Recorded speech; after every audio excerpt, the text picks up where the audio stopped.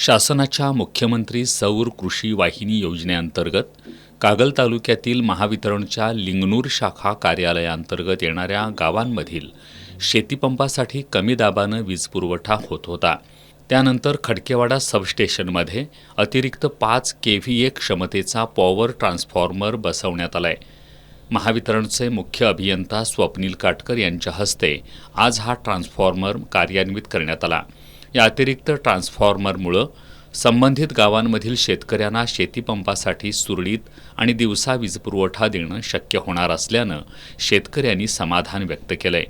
यावेळी अधीक्षक अभियंता गणपत लटपटे, ग्रामीण विभाग 2चे कार्यकारी अभियंता दत्तात्रय भणगे, उपकार्यकारी अभियंता शरदकुमार संकपाळ, लिंगणूर शाखा कार्यालयाचे अधिकारी सुदेश जाधव, बिदरीचे माजी संचालक प्रवीण भोसले, माजी सरपंच अल्लाबक्ष सय्यद, ग्रामपंचायत सदस्य श्रीशैल नुल्ले यांच्यासह महावितरणचे कर्मचारी उपस्थित होते।